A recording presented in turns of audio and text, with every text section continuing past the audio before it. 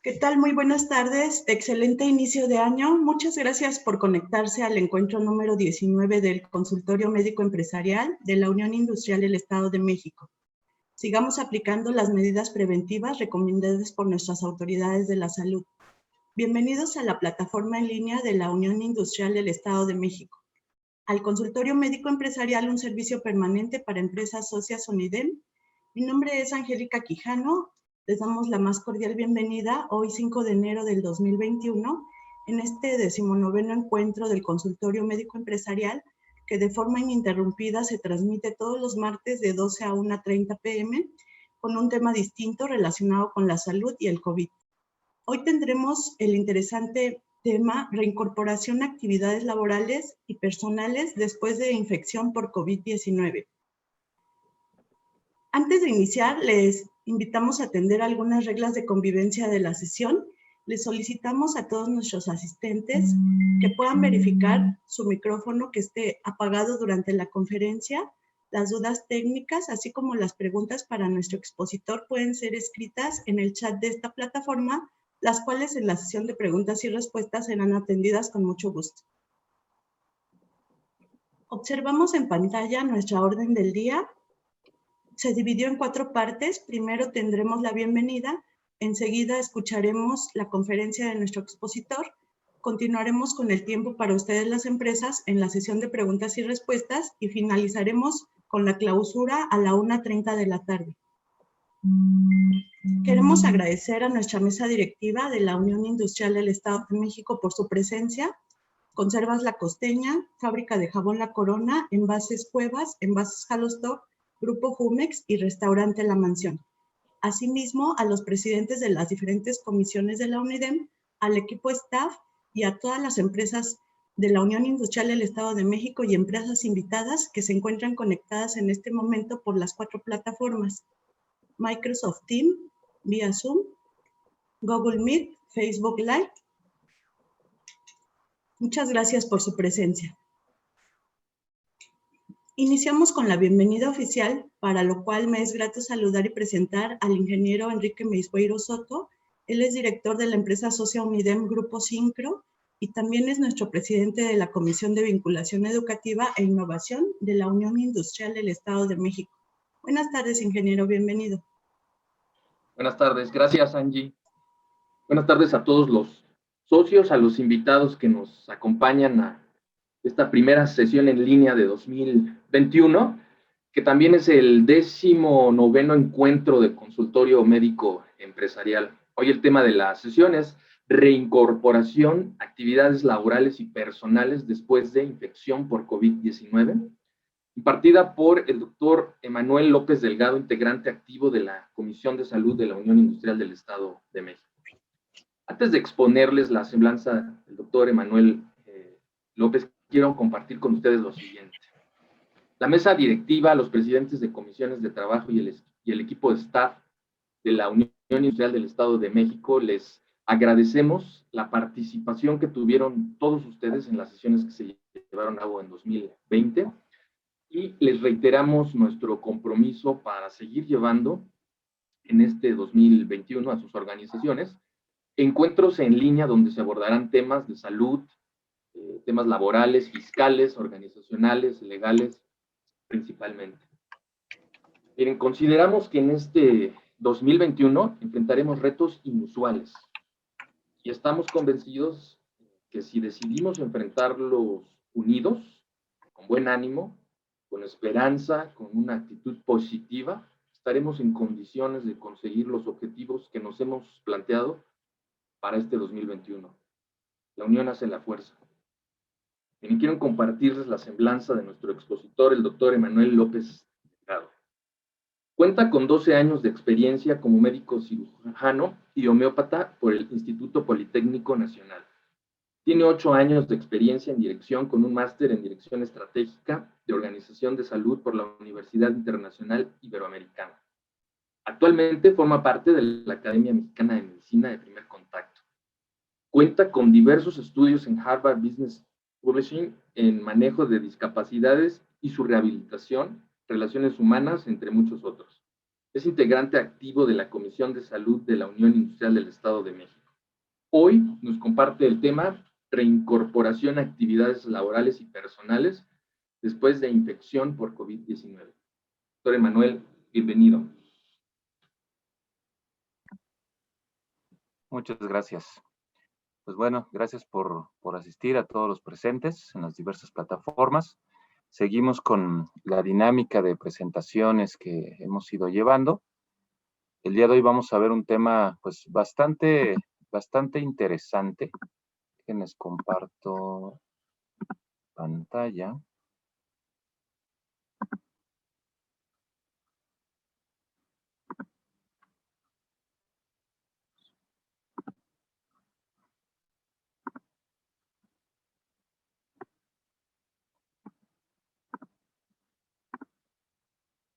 Aquí estamos.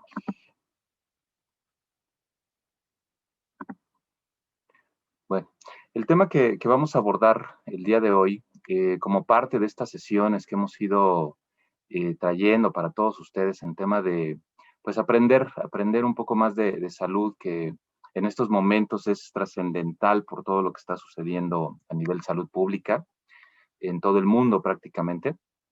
Es esta fase de como empresas, como patrones o como personas, ¿cómo sabemos cuando después de habernos infectado desafortunadamente por COVID, podemos ya iniciar una reincorporación a nuestras actividades laborales y personales?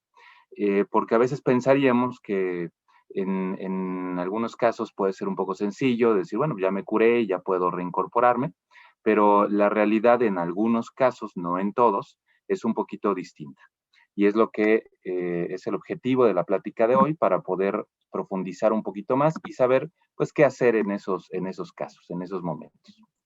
La plática del día de hoy va a tener dos grandes rubros. Uno es, vamos a hablar un poco sobre la evolución de la infección por COVID-19 y después vamos a abordar algunos puntos importantes para considerar la reincorporación de actividades laborales y personales de cualquier persona prácticamente a cualquiera de sus ámbitos. Como primer punto, pues bueno, este es el coronavirus o COVID-19 o SARS-CoV-2. Cualquiera de los tres nombres que hemos acuñado a lo largo de este proceso, de esta pandemia, es adecuado. No hay ningún problema con nombrarle de una u otra manera. Esta es la estructura, ¿no?, externa a nivel molecular del virus, que ya lo hemos platicado en sesiones anteriores. En donde pues se muestra su característica y de ahí viene su nombre, ¿no? De ahí viene el nombre de coronavirus. Es un tipo de virus cuyos receptores externos, estructura externa, pues tiene esta semejanza a una forma de corona. Por esa razón se desprende el nombre de coronavirus. Ya hemos visto sus componentes en algunas pláticas anteriores y pues este es el agente, este es el virus al que nos estamos enfrentando y nos hemos enfrentado desde el inicio de esta pandemia y todavía seguimos en ese proceso actualmente, ya con nuevas variantes, nuevas cepas y pues bueno, esto sigue evolucionando. La primera etapa de la evolución de la infección por COVID definitivamente es el contagio. No puede haber infección si no hubo un contagio.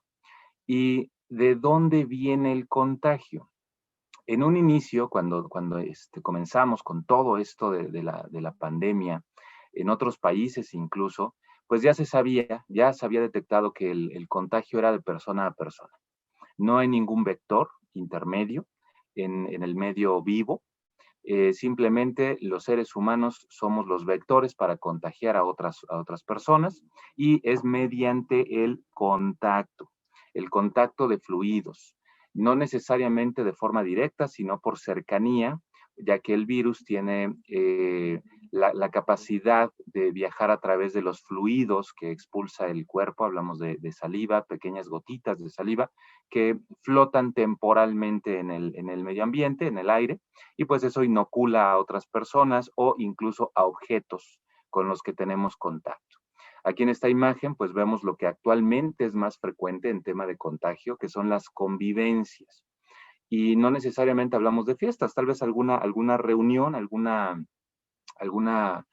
situación familiar en donde pues las personas que estamos ahí somos todos conocidos. ¿no? No somos extraños, pero ese grado de convivencia al que estábamos acostumbrados, pues también favorece que no tengamos las precauciones necesarias con nuestra propia familia, y ahí es donde se empiezan a generar estos contagios. ¿En dónde también puede ser? Pues en reuniones, ahora sí, en reuniones con los amigos, los jóvenes que son mucho más dados a tener este tipo de encuentros, pues no pasa nada, es un ratito, nadie está enfermo, aparentemente todos están bien y convivimos un ratito. Bueno, ahí definitivo se van a perder las medidas que nos han favorecido evitar o disminuir el riesgo de contagio. Entonces, este tipo de convivencias, de reuniones, pues sí son un foco grande en este momento de contagio que tenemos. Aquí en nuestra ciudad y en otras alrededor del mundo, el transporte público se ha vuelto uno de los principales focos de contagio de esta infección, como de muchas otras a nivel respiratorio, pero hablando específicamente de COVID, pues no se diga, ¿no? El metro, en este caso, en la Ciudad de México, mueve millones de personas al día, aún con las restricciones que tenemos de movilidad, aún con el aumento de home office, pues sí, sigue siendo uno de los principales medios de transporte, y ahí vamos a encontrarnos a personas en un acúmulo extraordinario. Muy difícil mantener una sana distancia en este tipo de condiciones, y dependemos del nivel de cuidado que tengan todas esas personas que están a nuestro alrededor. Y esta imagen me agradó mucho ponerla porque pues ustedes pueden ver aquí muchas personas, ¿no? La mayoría traen cubrebocas, pero no todos lo usan de forma adecuada. Por ahí vemos a una persona que el cubrebocas lo trae prácticamente en el cuello. Mientras está ahí con todas las demás personas, él está utilizando su celular, está en contacto con todos los demás, y si esa persona desafortunadamente estuviera en un periodo infeccioso, sin sintomatología evidente, es decir, no tuviera fiebre, no tuviera tos, pues va a estar junto con las demás personas, sometiéndolas a un riesgo alto de contagio. Este es uno de los principales focos que se han detectado en las ciudades grandes en tema de contagio. También el consumo o el aumento de consumo de ciertos medicamentos, insumos, tratamientos para las personas que tienen el proceso infeccioso por COVID, pues ha fomentado y generado este tipo de movilizaciones y convivencias de las personas.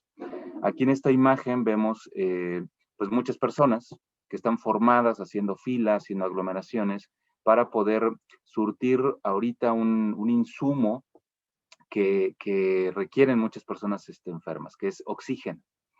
Y la mayoría de estas personas que están aquí formadas por tiempos prolongados tienen familiares contagiados en sus casas. Por eso es que van a cargar sus tanques de oxígeno. Entonces, son el primer contacto de las personas positivas que están sintomáticas y que muy seguramente, si requieren oxígeno, pues están en un proceso de infección moderado en tema de complicaciones o incluso severas. Y ellos son un foco muy alto en tema de contagio. Entonces, juntemos a todos estos primeros contactos en un lugar de manera prolongada, sin las medidas correspondientes, sin la sana distancia, sin el uso de gel, sin las precauciones adecuadas, dependiendo solo de que ellos se protejan de forma adecuada. Y pues este tipo de eventos que se está suscitando cada vez con más frecuencia, pues nos aumenta el riesgo también. Y pasamos ya las temporadas decembrinas, pero justo esta temporada nos ha generado ya lo estamos viendo y nos va a generar todavía un poco más, incremento de casos por COVID. ¿Por qué? Por el flujo de personas que se genera en este tipo de temporadas, a pesar de las indicaciones que da el gobierno, pero pues son temporadas de compras, son temporadas de eventos sociales, de obsequios, de compras de alimentos incluso para las cenas, y este acúmulo de personas, pues sí o sí aumenta el riesgo de contagio, ya que volvemos al mismo punto, dependemos del grado de cuidado que tengan todas esas personas que están a nuestro alrededor, y eso nos incrementa el riesgo, porque tal vez yo puedo cuidarme, tal vez yo puedo llevar cubrebocas, me pongo gel de manera constante, pero no sé cómo se comportan las demás personas. Por ahí en esta imagen vemos personas pues, que llevan el cubrebocas en la boca nada más, no se están cubriendo la nariz, y ese es un uso inadecuado del cubreboca, lo cual pues pone en riesgo a las personas que están a su alrededor en caso de que esta persona pues tuviera un proceso infeccioso activo.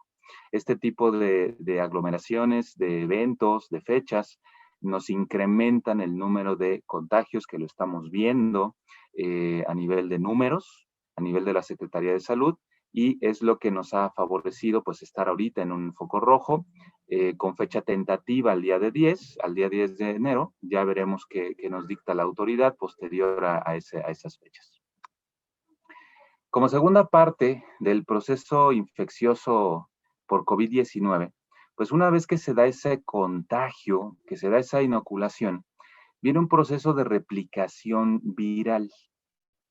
El virus tiene una estructura externa, que son las coronas, tiene una estructura interna, que es como tal su membrana, pero está capacitado, está habilitado como muchos otros virus para tener contacto directo con una estructura celular, en este caso en el ser humano. El virus tiene una serie de proteínas en su exterior con cierta afinidad a receptores de nuestras células. Estos receptores se acercan a nuestras células y esas proteínas, y el receptor no las desconoce porque para eso están hechos para ser compatibles. Nuestros receptores celulares captan esta proteína, la reconocen como propia, no la desconocen, no han tenido un contacto agresivo con esta estructura, por lo tanto la aceptan. Y el virus, como toda una maquinaria excelentemente diseñada, en su interior lleva ARN, que es la fase inicial para reproducción de otro tipo de ARN. La célula humana, en cierto tipo de células, pues tiene la capacidad de replicar ARN, normalmente lo hace para nuestro organismo. Cuando detecta, cuando recibe esta información, al no desconocerla, nuestra célula piensa que es una estructura interna propia. Por lo tanto, la mete a su proceso de fabricación para replicar ese mismo ARN, pensando que es una estructura propia. Y en este proceso es como el virus, aunque no es un agente vivo, no pertenece al grupo de seres vivos que tenemos catalogado, es una cadena de proteínas, de estructuras inertes, pero que tienen este tipo de interacción. Pues su finalidad es usar la maquinaria que tiene nuestro propio cuerpo, en este caso las células, para reproducir más cadenas de ARN, y una vez que se producen, se empiezan a ensamblar dentro de la célula para producir nuevas copias de este virus.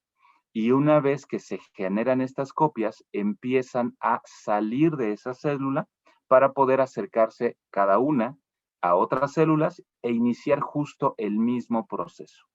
Esta fase de la infección se llama replicación viral. Está documentado que un virus, un solo virus, puede crear sin ningún control, sin ningún tipo de tratamiento, o si el sistema inmunológico estuviera totalmente inactivo, podría generar de 10,000 a 100,000 copias cada uno de estos virus. Esto es a nivel de estudio, esto es a nivel teórico. La realidad sí, afortunadamente, es muy distinta, porque tenemos un sistema inmunológico.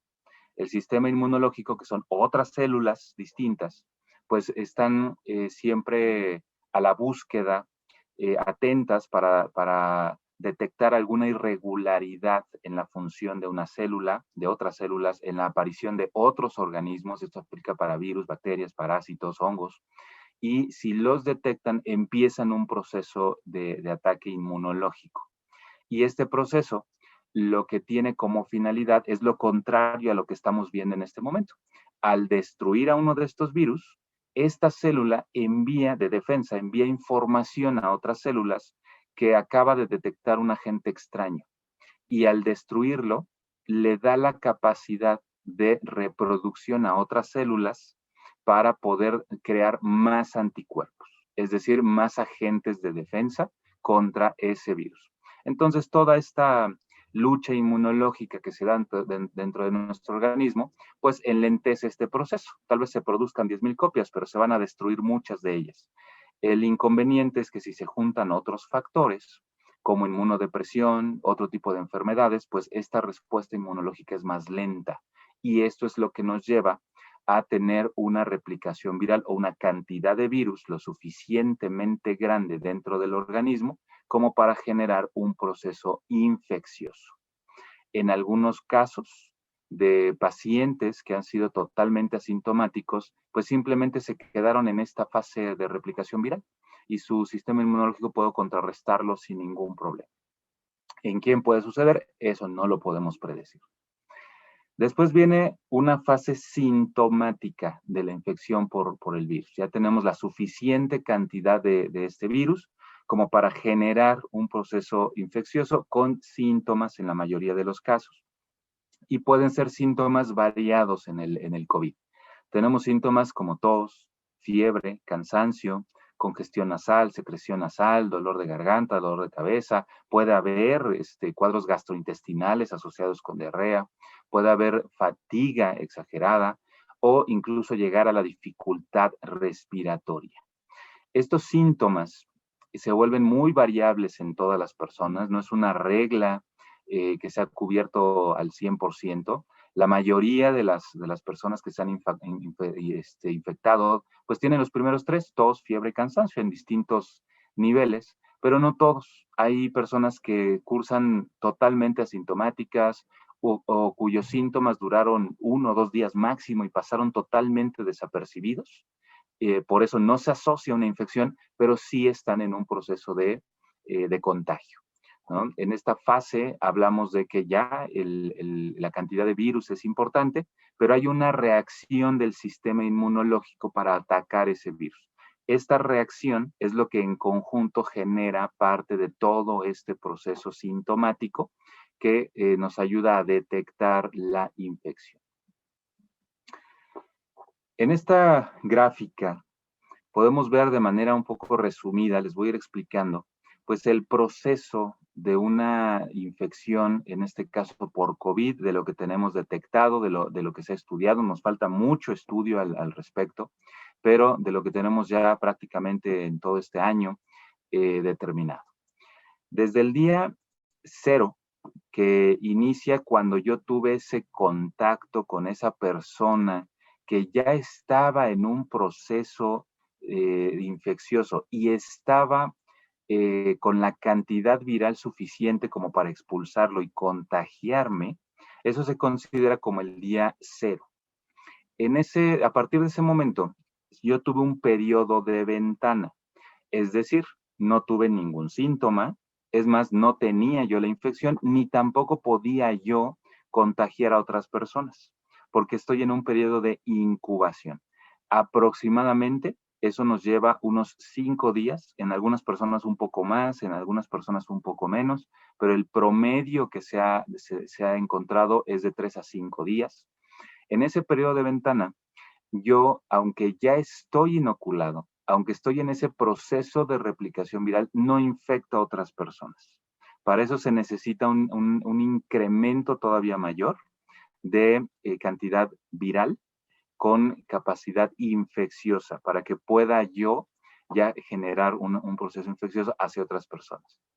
Pasado este periodo de ventana, que más o menos vamos a partir del tercer, quinto día en adelante, pues entonces sí, ya tengo la cantidad de virus que se han replicado en mi organismo. Mi sistema inmunológico ya está generando alguna sintomatología y en ese momento empiezo yo en un proceso inmunológico.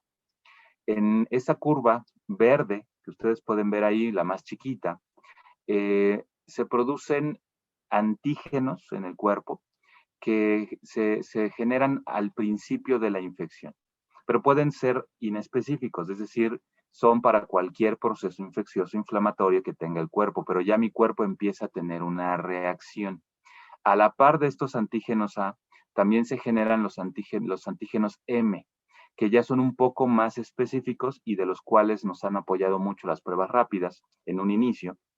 Estas IgG-M pues se producen también por esta respuesta de ataque inmunológico hacia este agente viral. Y eso nos ayuda a detectar en un inicio, en una etapa temprana, hablamos dentro de los 7 a los 14 días de iniciado el proceso infeccioso, nos ayuda para poder saber que tenemos un proceso infeccioso agudo dentro de estos primeros 7 a 14 días de la infección por COVID-19. Si el proceso infeccioso continúa, que así va a ser una vez que está confirmado, el cuerpo empieza a producir otro tipo de respuesta inmunológica. En este caso hablamos de inmunoglobulinas tipo G, que son de larga duración. Estas inmunoglobulinas las podemos encontrar en el organismo después del día 10, día 14 en adelante. Tampoco es una regla, estas son estimaciones nada más. En algunas personas pueden ser un poco antes, un poco después. Pero estas inmunoglobulinas tipo G tienen una característica, que duran mucho más tiempo detectables en el cuerpo. Las IgG-A y las IgG-M son temporales. Hablamos de de 2 a 3 semanas de vida de detección en alguna prueba y posteriormente van disminuyendo hasta negativizarse. Por eso en una prueba rápida que mide inmunoglobulinas, si yo me la hago, por ejemplo, en el día 28 desde que inicié la infección, pues puede ser que yo ya tenga IgM negativas. Las IgA también van a estar negativas, pero sale IgG positivo, que significa que yo ya tuve la infección y solo tengo el rastro inmunológico que me deja a largo plazo esa infección, en este caso COVID-19. Si yo me hago una prueba rápida que mida inmunoglobulinas en el día 16, en el día 14, y me sale IgM positivo, significa que estoy todavía en mi primera etapa aguda de ese proceso infeccioso. Pero puede coincidir que ya estoy justo en medio y me salen ambas positivas, es decir, IgM positivo, IgG positivo, que significa que todavía estoy a la mitad de mi proceso entre haber iniciado y llevarlo hacia una finalización.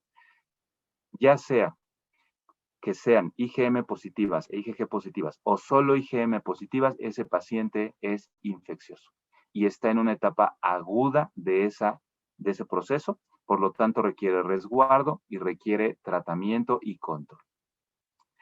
Esa curva roja que vemos, pues es la IgG, no se tiene un tiempo determinado de vida de la IgG. Sí nos habla la aparición de la IgG de un proceso inmunológico en tema de anticuerpos, es decir, el cuerpo se defiende contra este virus y podemos suponer que esa persona que ya tiene IgG positivos de manera temporal es resistente a procesos infecciosos para coronavirus. Podemos suponerlo, pero no sabemos cuánto tiempo va a durar esa inmunidad temporal que el mismo cuerpo está generando. Puede tardar un mes, puede durar 3 meses, puede durar 6 meses, puede durar un año, no lo sabemos. Esto se ha comprobado todavía con la aparición de las vacunas. Por eso, esa es la explicación de por qué algunas vacunas necesitan doble dosis o vamos a necesitar revacunación anual. Porque la respuesta inmunológica que tiene este virus en nuestro organismo no es definitiva y no podemos medir cuánto tiempo nos va a durar. En tema de sintomatología, que es la curva más grande, la curva azul que vemos ahí en la gráfica, pues nos habla de cuándo pueden aparecer los síntomas. Empezando en el día 0, pues no va a haber sintomatologías, ¿no? Día 3, día 5 puede no haberlo, pero empiezan a aparecer gradualmente, tal vez leves, tal vez no se detectan, tal vez sí son suficientes como para detectarlo, es fiebre, tos, es de manera franca. El pico mayor de los síntomas va a llegar por ahí del día 10 hacia el día 16 de iniciado el proceso infeccioso. Y de ahí, si lo hemos tratado correctamente, si hemos manejado al paciente de manera adecuada, los síntomas van disminuyendo a partir del día 14 al día 16 y de ahí va en descenso, en disminución, hasta concluir y quitarnos la sintomatología aguda de ese proceso infeccioso. ¿Cuánto tiempo dura todo este proceso desde que soy asintomático, es decir, desde que me inoculé, hasta que puedo decir, ya no tengo un proceso infeccioso, puede durar de 21 a 28 días aproximadamente. Todos hemos escuchado, oye, doctor, es que pues me han dicho que el resguardo dura 14 días, pero yo aquí veo una curva de la infección de 21 días o incluso más días. Entonces, ¿qué está sucediendo? Ok, la respuesta es la siguiente. Para cuando se detecta a la mayoría, yo diría un 98% de las personas de las que están infectadas, cuando se detectan ya tienen sintomatología franca. Es decir, están más o menos entre el día 5 y el día 7 de haber sido inoculados. Es decir, ya pasó una semana. Por lo tanto, están en esa parte donde ya se pueden iniciar la producción de IgM e IgA, ya hay sintomatología y de ahí nos falta todavía un periodo de 14 días hacia adelante, o sea, de 2 semanas, para poder llegar a esa fase de término de la infección. Entonces, no es necesario, en la mayoría de los casos, el resguardo de 21 días o de 3 semanas, porque prácticamente ya cursaron una en este proceso de incubación o en este proceso asintomático. Y los casos que duran hasta 28 días o más son los casos que se complican. Ahorita lo vamos a ver un poco más adelante. Abajo pueden ver enlistadas el tipo de pruebas que se están utilizando y en dónde pueden ser efectivas. Van relacionadas al color. Una prueba PCR, que es, repito, sigue siendo el estándar para un diagnóstico en ese momento de la enfermedad, nos puede dar un nivel bastante alto, de bastante certeza para detectar el cuadro infeccioso prácticamente desde el día 1 o 2 de incubación hasta el final de ese proceso. Por lo tanto, sigue siendo el estándar adecuado para poder diagnosticar una infección aguda por COVID-19. Ya tenemos, afortunadamente, otro tipo de tecnología, que son también test rápidos, ya no son tan tardados como las PCR. Este tipo de pruebas miden antígenos, ya no miden inmunoglobulinas. Y los antígenos sí se pueden ir generando desde etapas tempranas del proceso infeccioso. Hablamos por ahí del tercer, quinto día. Lo ideal sigue siendo hacerlos un poco más hacia el séptimo día, pero ya nos dan una certeza bastante amplia. Si no contamos con el recurso, con la tecnología para hacer cualquiera de esas dos pruebas, pues tenemos las pruebas rápidas convencionales que ya las hemos utilizado, que son las que miden inmunoglobulinas, ya sea tipo A, tipo M o tipo G, y nos ayudan para poder detectar la infección, pero un poquito ya más avanzada. Hablamos del séptimo día en adelante. Y ya si solo abordamos la etapa tardía de la infección, pues podemos detectar la IgG, ¿no? Que nos mide también un test rápido para saber si tuvimos la infección. ¿Cuándo? Eso es lo que no vamos a poder saber. Si un paciente se hace una prueba rápida que mide inmunoglobulinas y sale IgG positivo, no podemos saber cuándo tuvo la infección si no hubo sintomatología que se pudiera detectar. Solo sabemos que la tuvo, pero no sabemos cuándo. Y cuánto tiempo pueda durar ese tipo de inmunidad, no lo sabemos. Por eso es que sí hay casos de reinfección detectados y cualquier persona que se cure debe seguir manteniendo su resguardo, debe seguir manteniendo sus medidas adecuadas.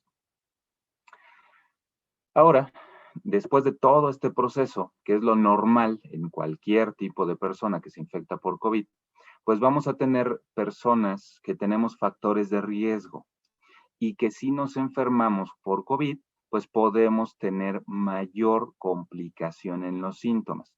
El grupo de riesgo que se tiene detectado, pues son todas aquellas personas con enfermedades crónico-degenerativas, como diabetes, hipertensión, personas, adultos mayores, personas que tienen padecimientos cardiovasculares o personas que tienen padecimientos crónicos a nivel pulmonar, procesos de cáncer o que estén en tratamiento.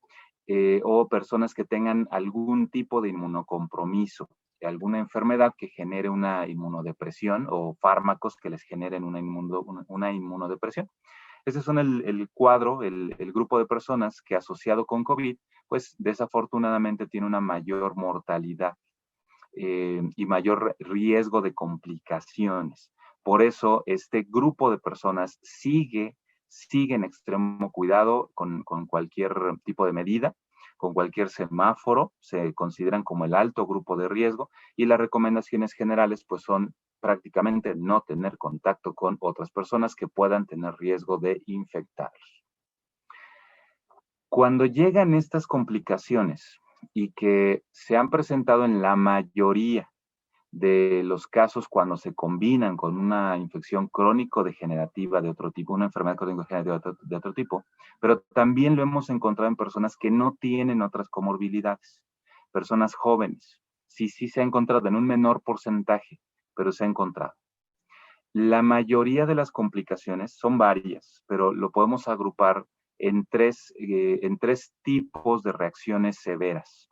No importa cómo inicien los síntomas, que pueden ser como en todas las demás personas. Puede ser fiebre, fatiga, flujo nasal, tos, dificultad respiratoria leve, problemas diarreicos, pueden ser variables, pero la complicación la vamos a ver con síndromes respiratorios agudos severos, es decir, dificultad respiratoria severa, procesos neumónicos, es decir, se sobreagrega una infección a ese proceso inflamatorio que tiene el pulmón y se asocia a nivel bacteriano, es decir, se genera un medio adecuado para que una bacteria pueda florecer y por eso se genera una neumonía por todo este proceso inflamatorio. Y también otro tipo de complicaciones como insuficiencia renal o insuficiencia hepática. Eso es lo que estamos viendo ya a nivel intrahospitalario de todas las personas que requieren ser hospitalizadas, pues prácticamente el enfoque es tratar esas complicaciones que se llegan a presentar. Después de todo este proceso infeccioso, ya sea complicado o no, después de este periodo de 21 días, en algunos casos un poco más, pues viene el término del proceso infeccioso. Les hablo de estas etapas a gran escala. El detalle ya es mucho más profundo. Para esta sesión vamos a tocar, digamos, estos bloques grandes, ¿no? Viene el término del proceso infeccioso. Y para el término del proceso infeccioso, podemos decir que vamos a tener dos tipos de término de proceso infeccioso. Uno, en los pacientes que afortunadamente no tuvieron comorbilidades. Algunos tal vez se detectaron por hallazgo, porque se hicieron una prueba y se detectaron por hallazgo, o tuvieron una mínima sintomatología, pero no tenían comorbilidades y resolvieron el cuadro sin ningún problema. Son pacientes que siempre estuvieron de manera ambulatoria, pudieron tener resguardo en sus domicilios, estuvieron bien, sin ningún problema. Y cuando termina la enfermedad, siguen bien. No generó ningún proceso secundario, no hubo secuelas y como si no les hubiera pasado nada más que una pequeña gripa. Afortunadamente, este es el caso de la mayoría de las personas que se infectan por COVID. Se asocia a pacientes jóvenes de mediana edad y que no tienen comorbilidades. Pero también vamos a tener el otro lado, que al término de la enfermedad vamos a tener o podemos tener secuelas de la enfermedad por COVID. Y estas secuelas ya no pertenecen como tal a la infección por COVID. La infección, el virus ya desapareció. El virus ya no está en el organismo, ya no hay una afectación por este virus al cuerpo. Pero las secuelas quedan a nivel orgánico y a nivel sistémico. ¿Qué secuelas hemos detectado, se han detectado más frecuentemente en personas adultas con comorbilidades? Son la mayoría de este grupo. Quedan dificultad respiratoria, es decir, ese proceso inflamatorio que llevó a cabo el pulmón, que se generó en el pulmón a causa de la afectación del virus, genera un proceso de inflamación que después lleva a un proceso de cicatrización y hace que los pulmones pues no sean tan flexibles como lo eran antes. Por eso queda esta dificultad respiratoria, queda una función limitada y puede haber necesidad de suministro de oxígeno de manera prolongada, en lo que se lleva un proceso de regeneración celular a nivel pulmonar, pero esto se vuelve más lento a mayor edad. Entonces, una secuela de este tipo en personas mayores, aunque las hayamos salvado de este proceso infeccioso, pero el proceso de recuperación va a ser bastante prolongado. Puede haber afectación a otros órganos como riñón e hígado. Sí se han encontrado ya insuficiencias renales agudas asociadas al proceso infeccioso por COVID, posterior a él. Inician durante el proceso infeccioso y se agravan con el tiempo. Se puede evidenciar de manera temprana al hacer pruebas, al hacer laboratorios, porque de no tener algún antecedente, pues resulta que yo me hice un estudio, me hago un perfil hepático y ya tengo algún proceso inflamatorio que me está generando un problema. Lo que hay que hacer es detectarlo a tiempo y atenderlo a tiempo para que no se complique. Puede haber afectaciones cardiovasculares y puede haber otro tipo de complicaciones que son raras, pero que sí se han llegado a asociar, como accidentes vasculares cerebrales, como convulsiones por falta de oxigenación y la pérdida del sentido del olfato y del gusto puede tardar más tiempo que la infección en restablecerse. Algunos pacientes me han comentado, doctores, que ya estoy bien. De hecho, ya salí negativo en mis análisis, pero todavía no percibo el sabor de los alimentos y el olor como lo percibía yo antes. Sí, un poquito más, pero no normal. Tranquilos, sí se va a restablecer, pero esta es una de las secuelas que quedan por el COVID. Este tipo de síntomas, cuando se generan en alguna persona, pueden tardar mucho más tiempo en restablecerse. Hasta ahorita no tenemos documentado que alguien lo haya perdido ese sentido de forma definitiva, no, pero sí toma su tiempo en restablecerse. Pues bueno, ya que sabemos todo este proceso, todo esta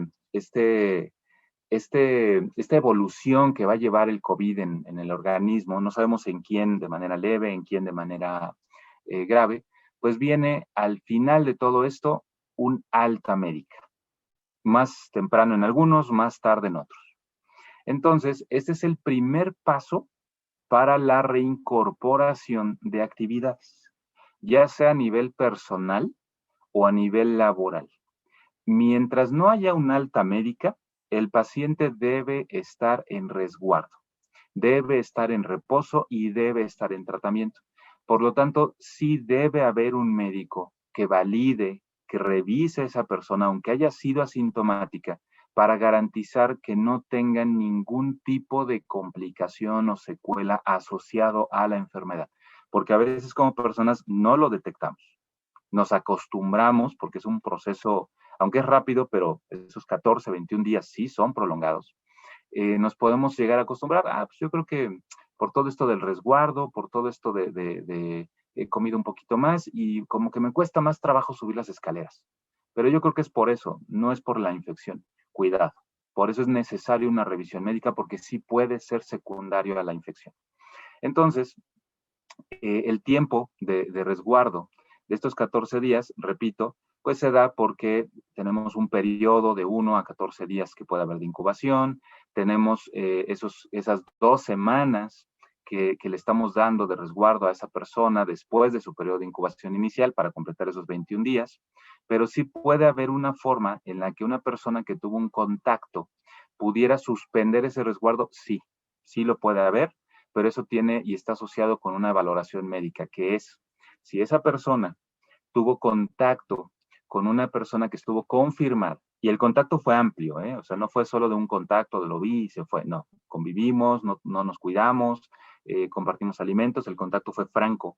Si para el día 10 de ese contacto no hay sintomatología y se realiza una prueba por PCR y sale negativa, es una de las formas que se están utilizando para cortar ese resguardo. Pero de que tenemos que estar en resguardo por lo menos este periodo de 10 días, lo tenemos que pasar. Porque es el tiempo, ya lo vimos en la gráfica, queda justo en medio de ese periodo mínimo y máximo de manifestación sintomática. Pero la mayoría de los pacientes, repito, los vamos a detectar ya iniciados síntomas, por lo tanto nos vamos a las 2 semanas completas. Y terminadas esas 2 semanas, como responsables de esa salud, los médicos vamos a usar diversos criterios para poder determinar esa alta. ¿Cuáles son algunos de esos criterios? Número 1, una resolución clínica de los síntomas, es decir, que la sintomatología ya no se esté exacerbando y haya desaparecido. El tiempo que ha transcurrido desde la aparición de los síntomas como segundo punto, es decir, vamos a llevar una cuenta. Por eso, si les ha tocado ser valorados por una infección por COVID o tuve un contacto, cualquier médico que los esté atendiendo les debe preguntar, ¿cuándo tuviste el contacto?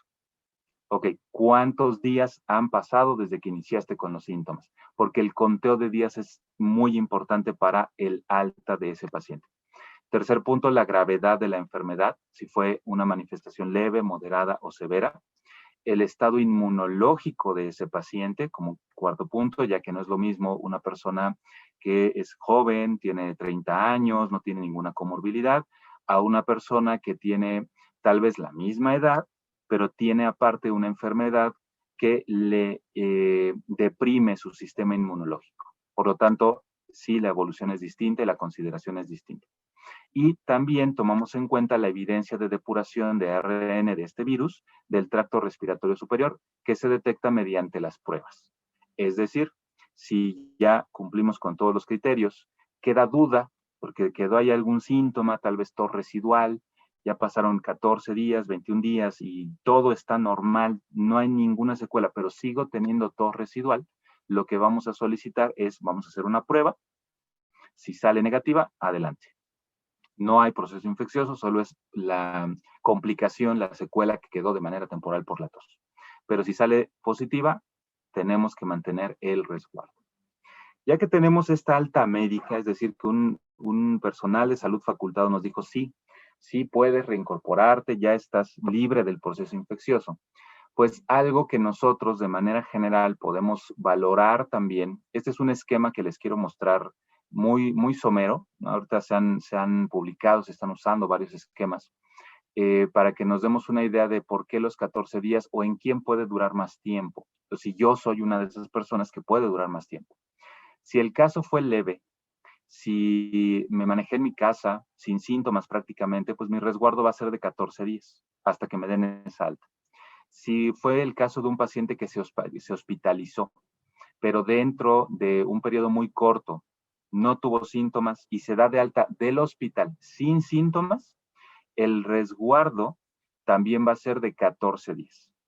Si el paciente fue hospitalizado, si se dio de alta, pero tiene síntomas respiratorios todavía, pero sin fiebre, que nos habla de un proceso activo de la enfermedad, el resguardo solo se va a alargar del alta 14 días hacia adelante. Pero si el paciente tuvo compromiso inmunológico, tuvo una manifestación severa de la enfermedad, el resguardo puede llevarse hasta casi un mes, porque el caso fue complicado, tal vez se asoció a una neumonía. Esto solo es para ejemplificar la misma gráfica que les puse en un inicio, que va de los 7, 14, 28 días aproximadamente, pero repito, esto se puede ir alargando. Este algoritmo que ven aquí es para las personas que tienen agravación o complicación de la infección a nivel intrahospitalario, que se complicaron con neumonía. Pudo haber sido leve, se manejó en domicilio, pero aún así sigue siendo neumonía. Si de manera resumida, la neumonía pues, se manifiesta por complicaciones respiratorias, ataque al estado general, manifestaciones radiológicas, problemas de oxigenación en sangre, entre otras cosas.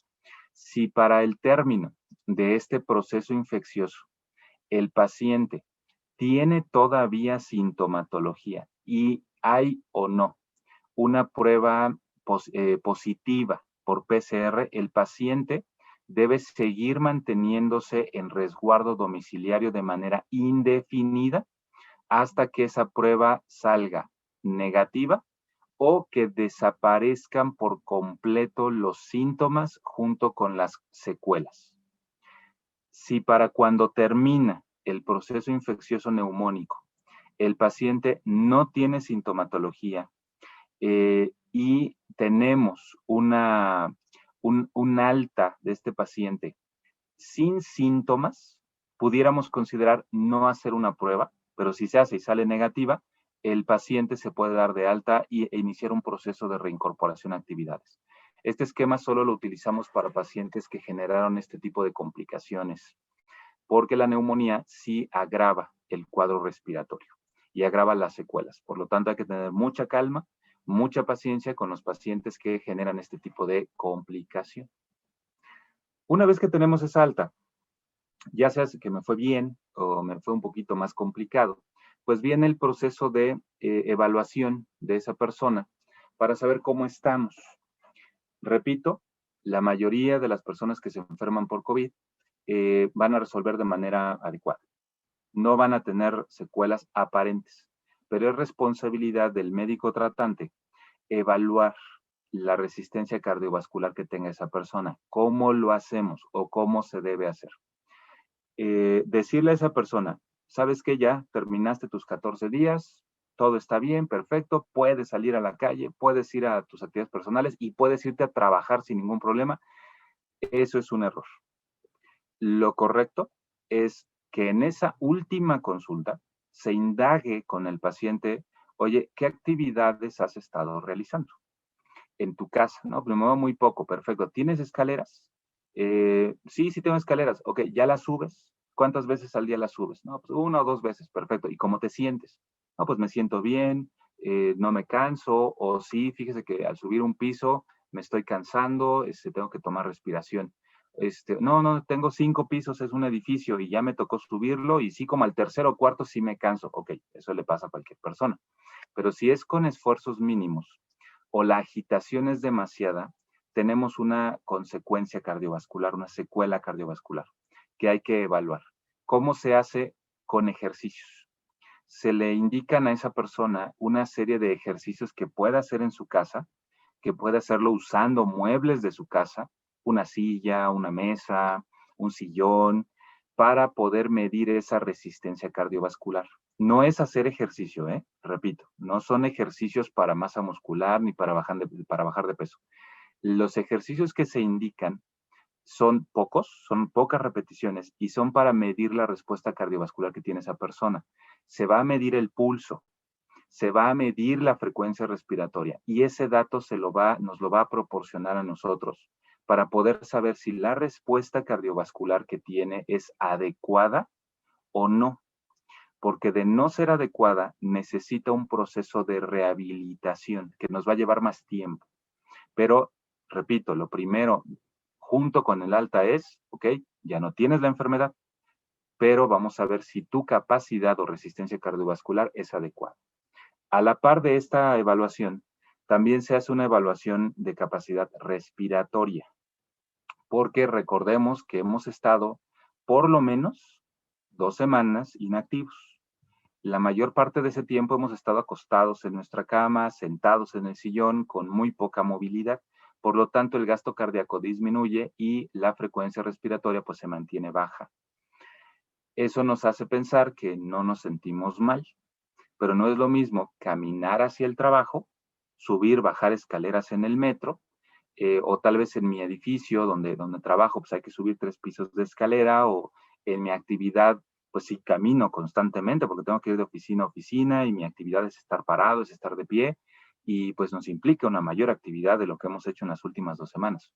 Entonces, parte de esta evaluación que vamos a hacer es medir la resistencia respiratoria y la capacidad respiratoria. Para esto hay una serie de ejercicios, de pruebas muy rápidas, muy sencillas, en las que el paciente, por ejemplo, puede estar acostado y colocando sus manos a nivel del tórax, a nivel del pecho, pues va a inspirar, va a meter aire lo más que pueda y va a expulsar el aire, ¿ok? Si este movimiento con el puro peso de sus manos lo puede hacer de manera adecuada, sin sofocarse, durante las repeticiones que vamos a indicar, y no hay ningún problema, lo probamos sentados. Si lo puede realizar sin ningún problema, ¿no? Lo hice perfectamente, esas 10, 15 respiraciones, no pasó nada. Lo hice en la mañana, lo hice en la tarde y ya llevo 2 días haciéndolo, no hay ningún problema. Perfecto, vamos a pasar al segundo plan de esa evaluación, que es vamos a medir tu resistencia. Se puede hacer en casa, con una botella, con agua, un popote, y vamos a soplar. Eso mide la resistencia, la capacidad de resistencia que tiene esa persona contra esa presión que está generando el agua. Si estos ejercicios son satisfactorios, no generan ninguna activación de síntomas en esa persona, podemos decir, ¿sabes qué? Puedes reincorporarte a tu actividad laboral y personal sin problemas. Tu capacidad, tu respuesta cardiovascular es normal, tu capacidad respiratoria es normal y tu resistencia es normal. No vas a tener ningún problema. Pero si hay alguna afectación, algún síntoma que aparezca, y les voy a comentar los más comunes. Sí hemos tenido casos de pacientes que dicen, yo me siento muy bien, doctor. Ya me siento normal, por ahí un poquito de molestias, pero yo creo que ya estoy listo para irme a trabajar. Cuando hacemos estos ejercicios, en el tema cardiovascular, lo que hemos encontrado es que hay personas que al hacer literalmente de 3 a 5 sentadillas, aumentan su frecuencia cardíaca a más de 100 o 110 por minuto, que son, hablo de 3 a 5 sentadillas, y su tiempo de recuperación para la respiración, para la frecuencia cardíaca, es de aproximadamente 3 a 5 minutos. Es exagerado. Hablamos de que esa persona, si sale a la calle, camina de 3 a 5 calles, va a tener que sentarse por sofocamiento para poder descansar. Imagínense la respuesta que puede tener en su trabajo si es que su actividad es bastante dinámica, entonces se vuelve peligroso. También hemos detectado casos en los que la persona, al hacer estos ejercicios respiratorios que parecen ser muy sencillos, les desencadena accesos de tos. Y es tos incontrolable. Hablamos de 1 o 2 minutos tosiendo. Sin poder hablar, la respiración se dificulta y tardan tiempo en recuperarse. Es decir, hay un proceso inflamatorio que quedó como secuela, hay un proceso de cicatrización que quedó como secuela y la actividad de esa persona tiene que ser leve a mínima. Por lo tanto, si la actividad laboral que realiza requiere dinamismo, requiere subir, bajar escaleras, hay que considerar que temporalmente esa persona, aunque ya no tenga un proceso infeccioso activo, la secuela que tiene le va a llevar más tiempo recuperar la función que tenía. Y en ese momento lo que hacemos es ya no tratar la enfermedad, es tratar las secuelas de la enfermedad. Este ejercicio que seguimos viendo en pantalla, así como se usa para diagnóstico, se usa para rehabilitación.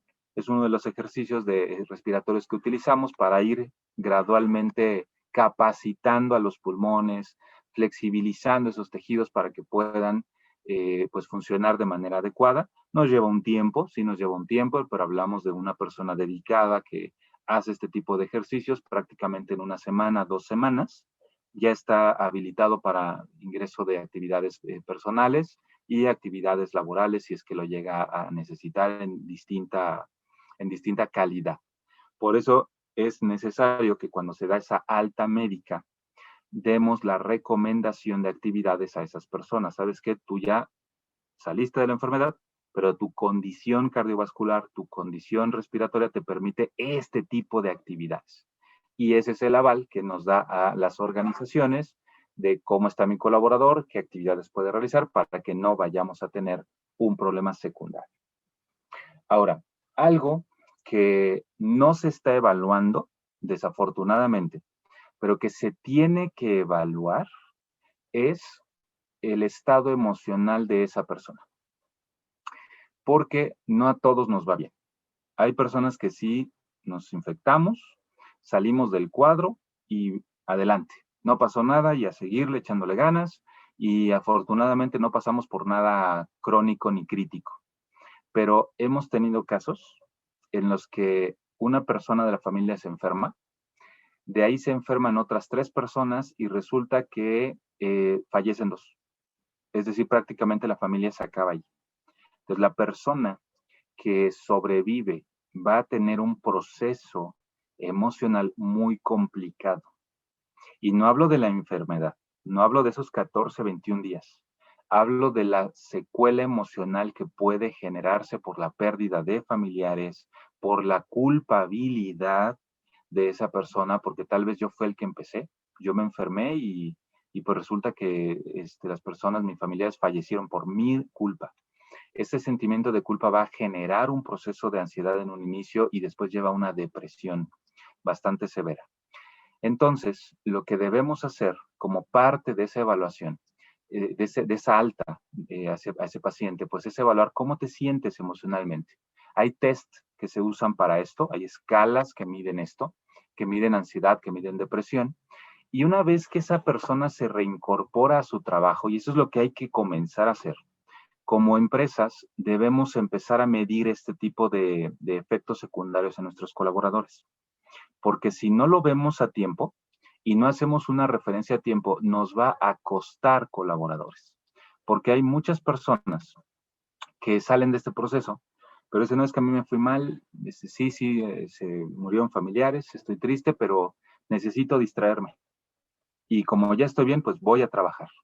Pero este proceso depresivo, este proceso de ansiedad se vuelve crónico y no se va superando sin atención si es que el problema fue bastante fuerte.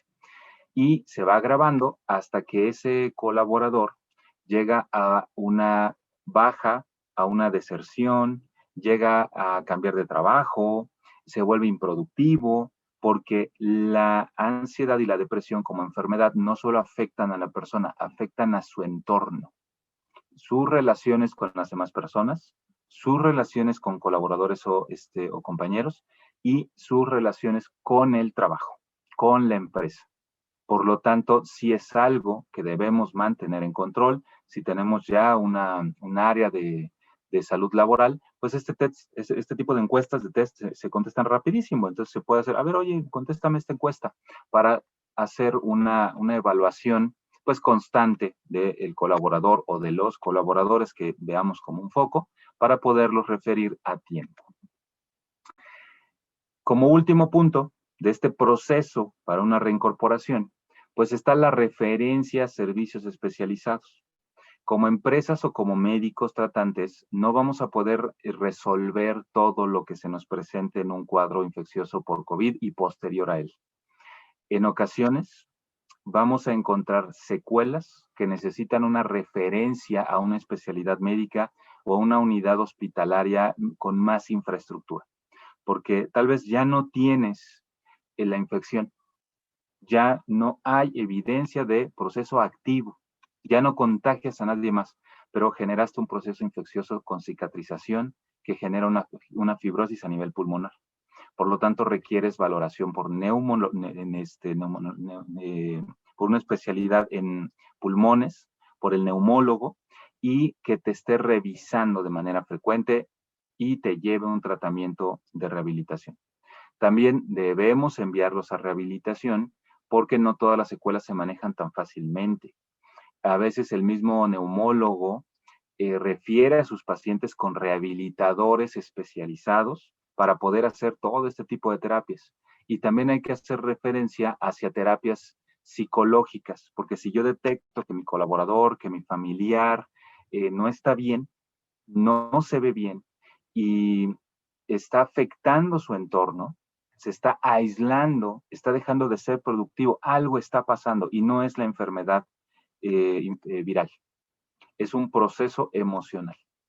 Existen ya terapias emocionales, psicólogos que pueden tratar este tipo de secuelas que quedan no nada más por esta enfermedad, por cualquier otra, para poder evitar que esa persona se vaya a un cuadro crónico, el cual puede afectarlo todavía más que la propia enfermedad. Entonces, este tipo de referencias son importantes, no nada más por el médico tratante, sino también por nosotros como organizaciones, ya que dependemos de los colaboradores en un tema productivo. Y el bienestar que podamos generarles, proveerles y vigilar siempre va a tener un impacto productivo, siempre. Cuando un colaborador percibe, ve que su organización se preocupa, está al tanto, y no porque les demos, no porque consecuentemos, pues me están haciendo evaluaciones, saben que yo pasé por este tipo de proceso y me hicieron una encuesta y me preguntan cómo estoy, digo, no diario, tampoco hablamos de cómo estás y qué haces, no, pero de manera frecuente me llevan un seguimiento, eso genera permanencia a la organización, porque es lo que normalmente no se espera de una organización en la mayoría de los casos. Entonces, cuando ponemos un foco en este punto, podemos controlar la salud física, mental, y por lo tanto la respuesta que vamos a tener en nuestros colaboradores es la permanencia, la identidad, y eso nos va a favorecer mucho como organizaciones y nos lleva pues a mejorar la productividad y la eficiencia de estos colaboradores. Recomendaciones generales en el trabajo. Ahora sí, pues ya todo estuvo bien, ya me curé, no generé secuelas, o si las generé, ya las pasé, todo está excelente. ¿Qué recomendaciones debo llevar en el trabajo? O debo llevar cuando salga a la calle, cuando vaya a una reunión, a alguna situación familiar que asumo que debemos tener el cuidado. ¿Qué debo hacer? Bueno, muy sencillo. Debemos hacer lo mismo que siempre hemos tenido que hacer para cuidarnos de la infección. ¿Qué recomendaciones laborales les puedo dar? Número 1, lavarse las manos con agua y jabón al menos 2 a 3 horas. Cada 2 o 3 horas. Hay que crear una cultura de aseo. Normalmente no lo hacemos. Entonces, la organización debe fomentar una cultura de aseo, de lavado, de higiene, lavado de manos, de manera constante con todos los colaboradores, mediante anuncios, mediante flyers, mediante pósters. Cualquier medio es válido para fomentar lavado constante de manos. El uso permanente de cubrebocas para esa persona también y para todas. Limpiar y desinfectar objetos de uso común, ya sea en casa, oficinas o áreas comunes. Aquí no viene, pero lo quiero puntualizar, el celular, por favor. Es un fomite, es un foco de contaminación impresionante. Los celulares no se prestan. Y si lo van a prestar por alguna situación, pues hay que limpiarlo. Se va a ver un poco mal, pero hay que limpiarlo, porque es un objeto de contacto directo que normalmente no se limpia. Las personas tienen ya la costumbre de ir al sanitario y estar texteando, estar utilizando el celular. Y yo no creo que laven el celular. Entonces, me lavo las manos y limpio mi celular, ¿ok? Con toallita desinfectante. Evitar lugares concurridos, evitar el contacto con personas que tengan algún síntoma respiratorio.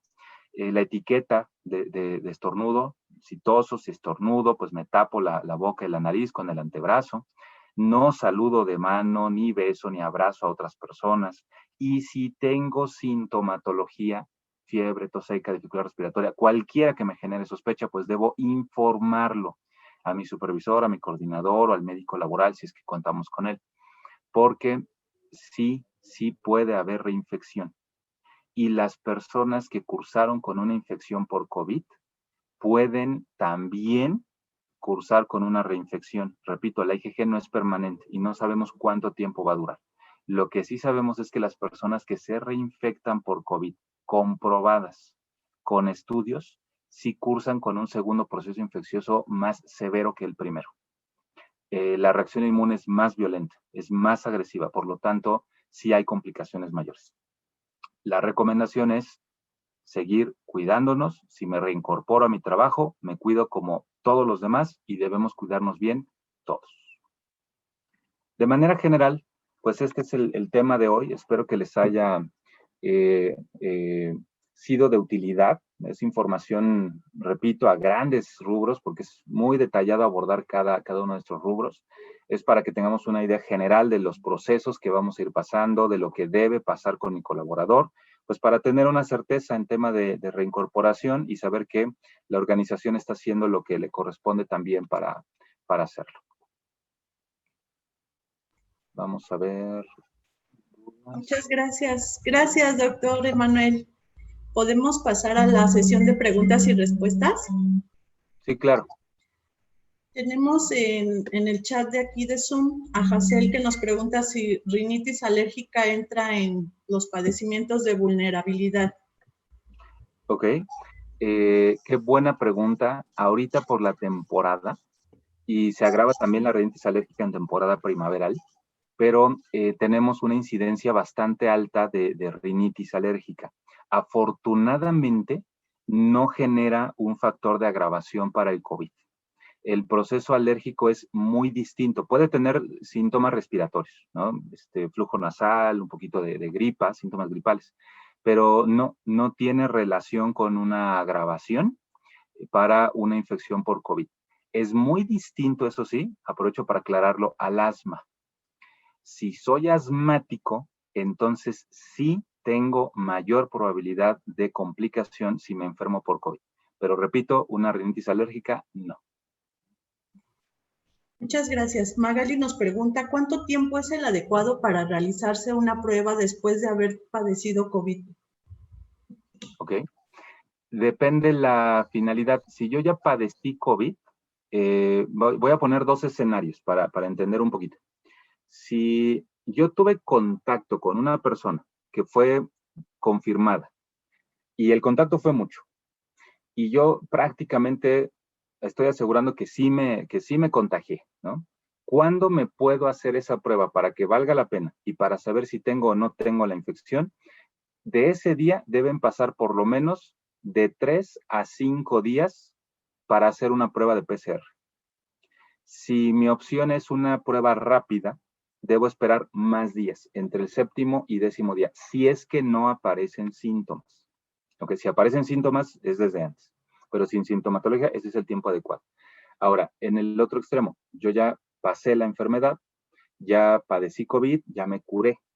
Si solo me quiero hacer una prueba rápida para saber si tengo inmunoglobulinas tipo G y tengo una reacción todavía inmunológica, el tiempo puede ser de 1 mes en adelante. Pero, repito, no es permanente. Entonces puede ser que yo me la haga al mes y salió ya negativa. No pasa nada. Pero puede ser que me la haga los 3 meses y sale positiva en IgG, repito. No pasa absolutamente nada. No soy contagioso, no tengo la enfermedad, solo es el registro inmunológico que me dejó la infección. Gracias. Miriam Hernández nos pregunta, ¿qué tan relacionada está la plaquetopenia aislada como secuela de infección por COVID? Ok. De hecho, es uno de los signos, de los signos laboratoriales que nos indican en términos de agravación de esa persona. Cuando una persona está en el proceso infeccioso y vemos que la evolución no es la mejor y los síntomas permanecen, el síntoma cardinal que nos da eso es la fiebre. Si ya a pesar de que estoy tomando antipiréticos, por ejemplo paracetamol, sigo con fiebre y la fiebre está en picos y es residual, vamos sí o sí a pedir estudios de laboratorios para medir distintos parámetros de esa persona a nivel sanguíneo. Uno de ellos es la plaquetopenia. Entonces, si se presenta, sí nos da indicador de agravación y la plaquetopenia puede durar más tiempo. Después de que se resuelve el cuadro, lleva un proceso bastante prolongado, puede llevar de 1 a 3 meses por el mismo nivel de reproducción celular de las plaquetas para que se vuelva a restablecer. Pero si no hay mayor secuela, no requiere tratamiento adicional, solo vigilancia una vez que se termina la infección. Muy bien, el contador Carlos Oronsol, gracias por acompañarnos. Pregunta, ¿una persona ya recuperada de COVID-19 puede contagiar después de resultar negativo? No, definitivamente ya no hay posibilidad de contagio si ya se curó y ya una prueba sale negativa. Claudia Moreno nos pregunta, ¿las personas alérgicas que padecen asma deben vacunarse? Y si presenta algún riesgo, ¿debe prepararse de alguna manera para vacunarse? Hablamos de, les doy 2 tipos de recomendaciones para las personas que son asmáticas o alérgicas, que tienen reacciones, por ejemplo, rinitis, pero complicadas. Para la aplicación de la vacuna de la influenza, esas personas deben estar muy bien controladas, porque puede ser que yo sea asmático, pero si soy asmático y mi última crisis de asma la tuve hace 3 años, sigo siendo asmático, el asma no se cura, pero estoy controlado. Entonces, si llevo bien mis tratamientos, si controlo bien toda mi alimentación, mis medicamentos, puedo vacunarme en tema de influenza. Pero si estoy descontrolado, si mi última crisis fue ayer y la anterior fue hace 3 días, no, definitivamente no se pueden vacunar para influenza porque es una vacuna de virus atenuado que puede generar una reactivación. En el caso de la vacuna para COVID, no importa la marca, aplica lo mismo o el mismo criterio.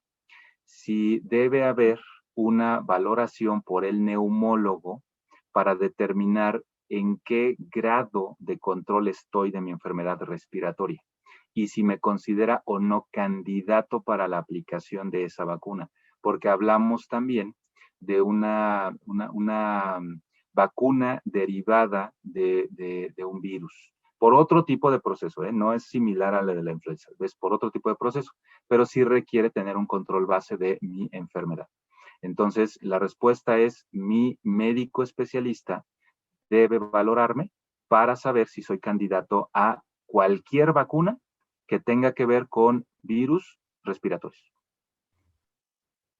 Gracias. Hazel nos pregunta, ¿se recomienda tomar el factor de transferencia antes, durante y después del COVID?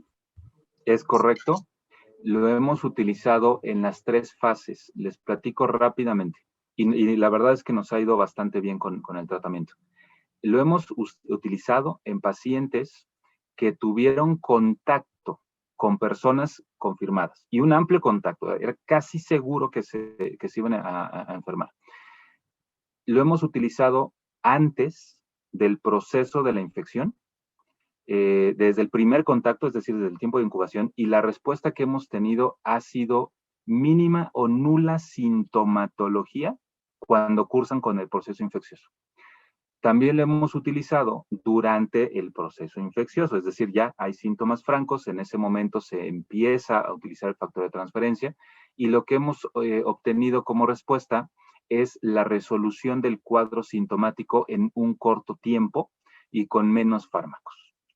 Y lo hemos utilizado también después para personas que generaron secuelas. En este caso sí lo hemos utilizado para personas pues ya de edades de 50 años para arriba o personas que tienen otro tipo de comorbilidades o que quedaron con secuelas para poder llevar o estimular a su sistema inmunológico a una normalidad y tengan una respuesta pues sistémica mucho más adecuada. Entonces la respuesta es sí, lo hemos utilizado en los tres escenarios y la respuesta ha sido bastante favorable.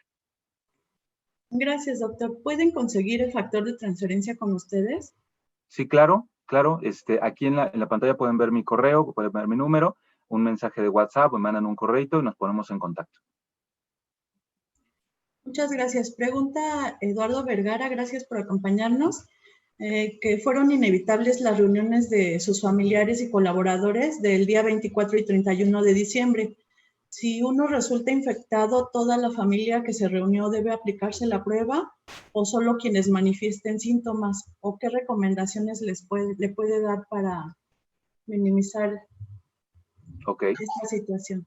Lo primero que hay que hacer es detectar las cadenas de contagio.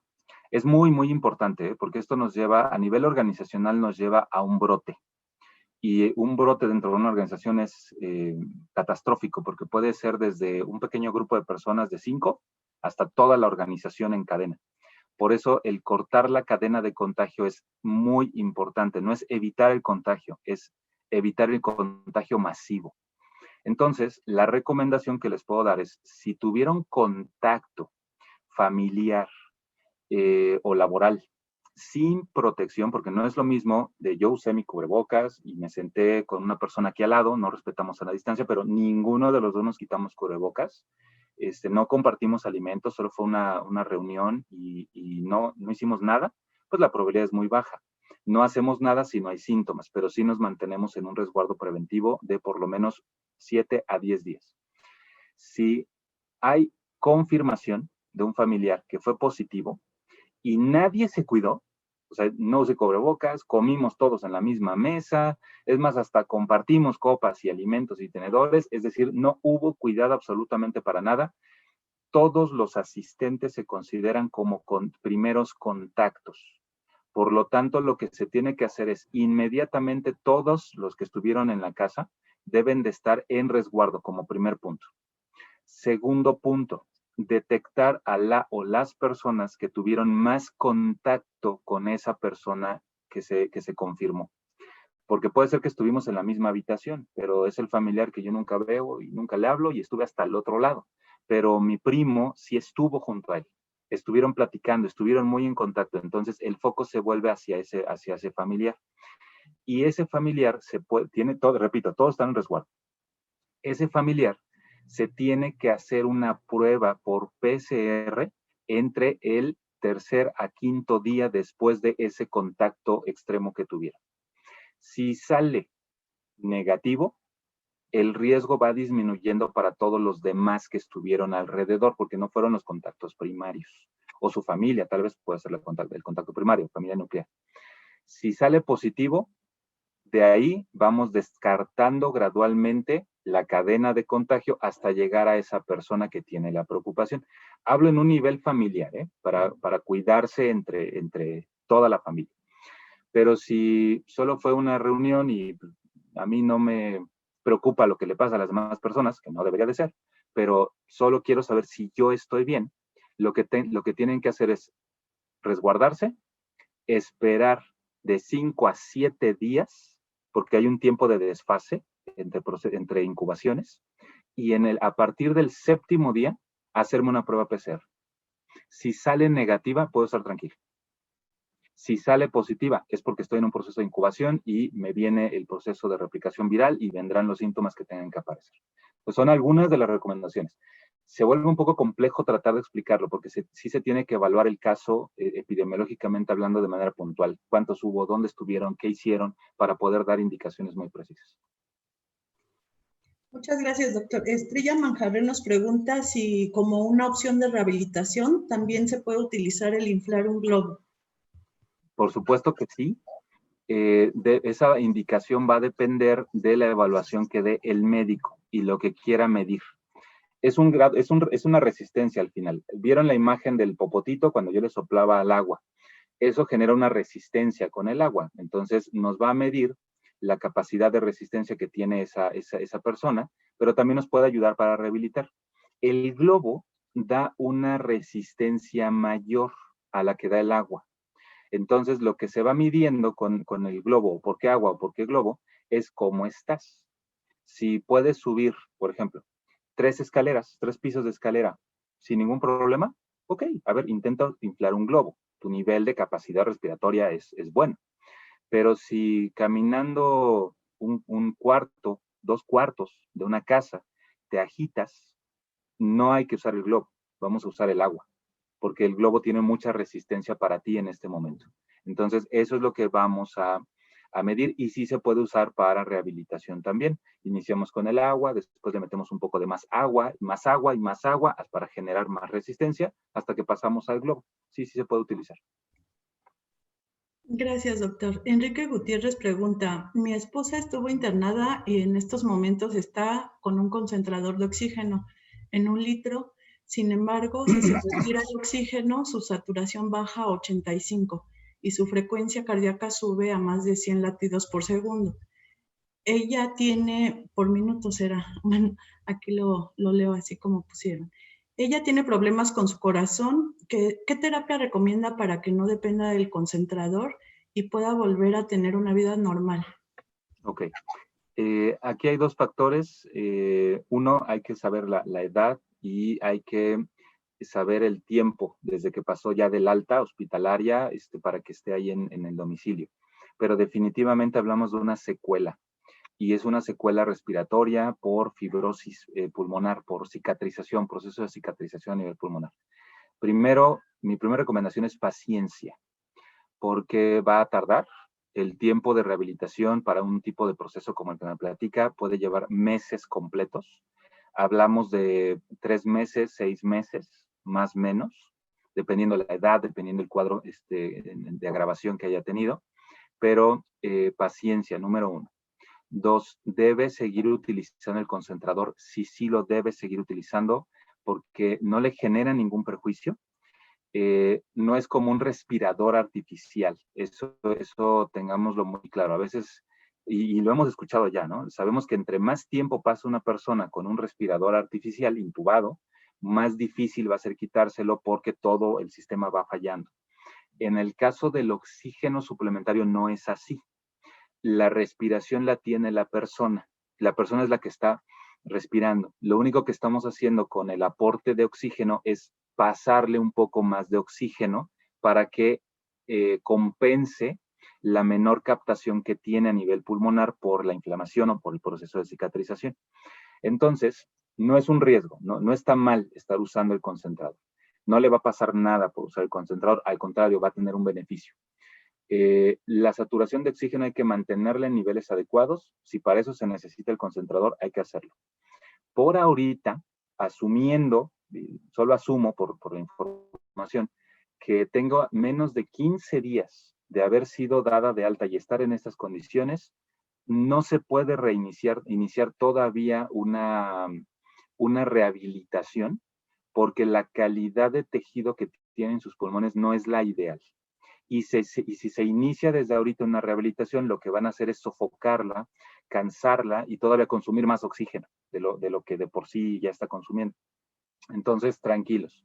Lo que debe hacer ahorita es seguir con su aporte suplementario, con el concentrador, y hacer actividades normales dentro de casa. Moverse entre casa, entre los cuartos, ir a la cocina, ir a la sala, es decir, una actividad dentro de su casa lo más normal posible. La rehabilitación va a iniciar cuando el tiempo de recuperación celular sea el adecuado para ya empezar con ese tipo de dinámicas de rehabilitación. Ahorita es cuidar el aporte de oxígeno y el nivel de oxígeno en sangre que les da el pulso oxímetro. Muchas gracias, doctor. Tenemos todavía 3 preguntas más. El licenciado Pablo Condo, gracias por acompañarnos. Pregunta si las mujeres embarazadas se pueden vacunar. La recomendación de momento es no. Las vacunas no porque genere algún problema, ojo con eso. No quiero estigmatizar a las vacunas. Al final es un tema de investigación y es benéfico para todos los seres humanos. Pero no se han hecho estudios en grupos de prueba de animales que simulen el embarazo, porque así se prueban, no se prueban en personas embarazadas. Entonces, como no se han hecho esas pruebas, no es ahorita una indicación vacunar a personas que tengan un proceso de embarazo. Eso ya requiere una evaluación bastante compleja con la mamá, el ginecólogo y el estado de ese bebé, ¿ok? Para poder determinar si vale la pena el riesgo-beneficio que pueda generar una vacunación con esta nueva vacuna. Pero requiere una valoración. No les puedo decir que sí, no les puedo decir que no. Gracias. Alejandra nos pregunta si la persona que ya tuvo COVID presenta buen ánimo, la única forma de ser seguro su retorno es a través del alta médica con PCR negativo. ¿Ok? No necesariamente la PCR, pero sí la evaluación médica, porque la PCR puede salir positiva durante meses posteriores al final de la infección.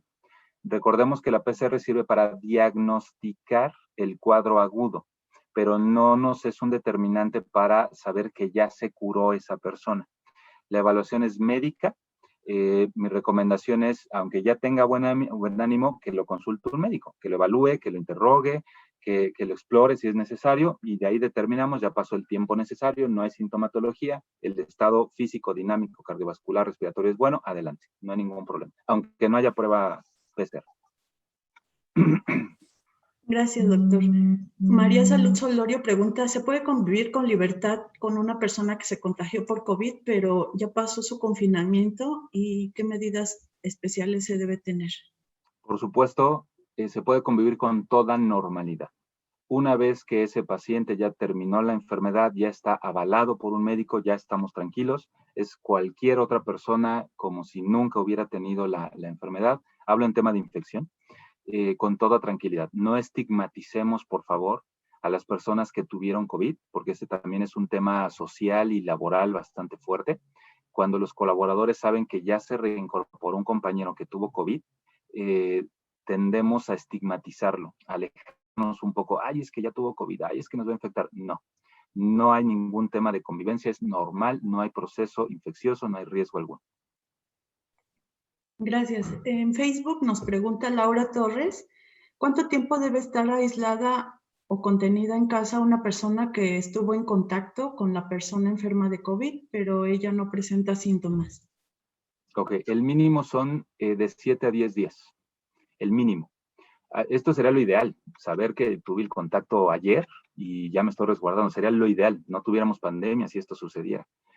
Son de 7 a 10 días. Si en ese lapso no se ha generado sintomatología, y yo sé que mi contacto fue muy grande como para que yo me infectara, vale la pena en ese momento hacer una prueba de antígenos o una prueba PCR. Y si sale negativa cualquiera de las dos, ya, ahí acabó el resguardo, puedo salir sin ningún problema.